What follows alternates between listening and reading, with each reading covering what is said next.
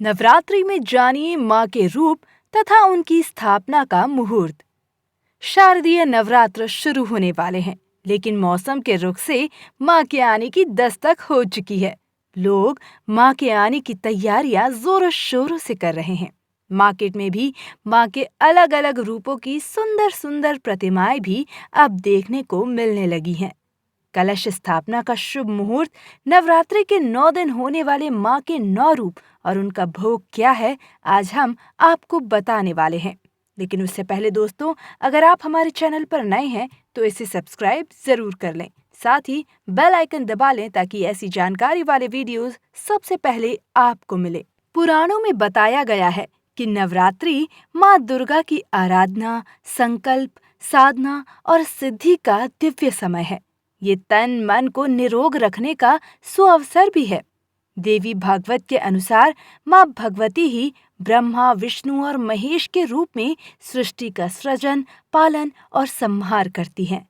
भगवान शंकर के कहने पर रक्त बीज, शुभ निशुंभ, मधु कैटभ आदि दानवों का संहार करने के लिए माँ पार्वती ने असंख्य रूप धारण किए, किंतु माता के मुख्य 9 रूपों की पूजा अर्चना की जाती है।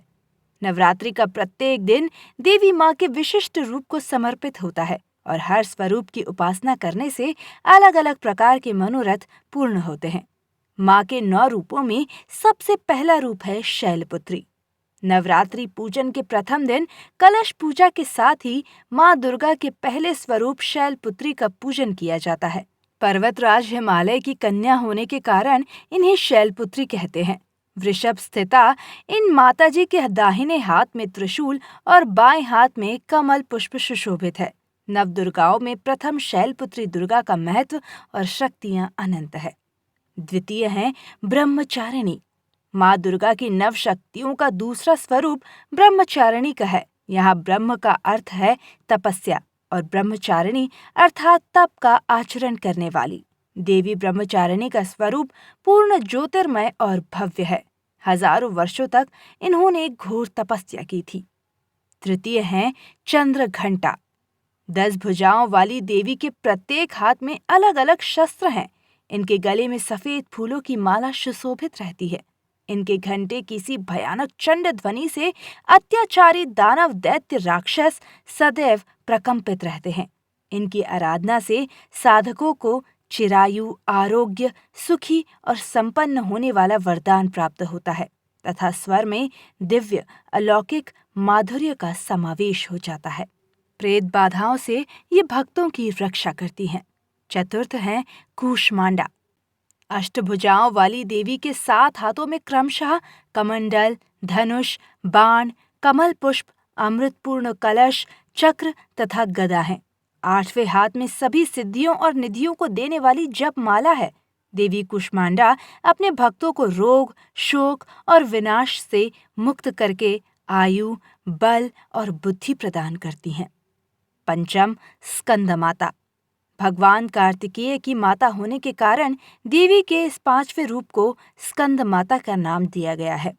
षष्ठम कात्यायनी। माँ कात्यायनी देवताओं और ऋषियों के कार्य को सिद्ध करने के लिए महर्षि कात्यायन के आश्रम में प्रकट हुई, इसीलिए इनका नाम कात्यायनी पड़ा। ये देवी दानवों और शत्रुओं को नाश करती हैं। सप्तम काल रात्रि। गर्दभ पर सवार माँ का एक वर्ण एकदम काला तथा बाल बिखरे हुए हैं। इनके गले की माला बिजली के समान चमकने वाली है। इन्हें तमाम आसुरिक शक्तियों का विनाश करने वाली देवी बताया गया है। माँ कालरात्रि की पूजा से ग्रह बाधा दूर होती है। अष्टम महागौरी। भक्तों के लिए ये देवी अन्नपूर्णा स्वरूप है, इसीलिए अष्टमी के दिन कन्याओं के पूजन का विधान है। इनकी पूजा से धन, वैभव और सुख शांति की प्राप्ति होती है। उपासक सभी प्रकार से पवित्र और अक्षय पुण्यों का अधिकारी हो जाता है। नवम सिद्धिदात्री। माँ सिद्धिदात्री भक्तों और साधकों को सभी प्रकार की सिद्धियां प्रदान करती हैं। मान्यता है कि सभी देवी देवताओं को भी माँ सिद्धिदात्री से ही सिद्धियां प्राप्त हुई हैं। इनकी उपासना से भक्तों की सभी मनोकामनाएं पूर्ण हो जाती हैं। भक्त इनकी पूजा से यश, बल और धन की प्राप्ति करते हैं। दोस्तों, 17 अक्टूबर को घट स्थापना होने वाली है।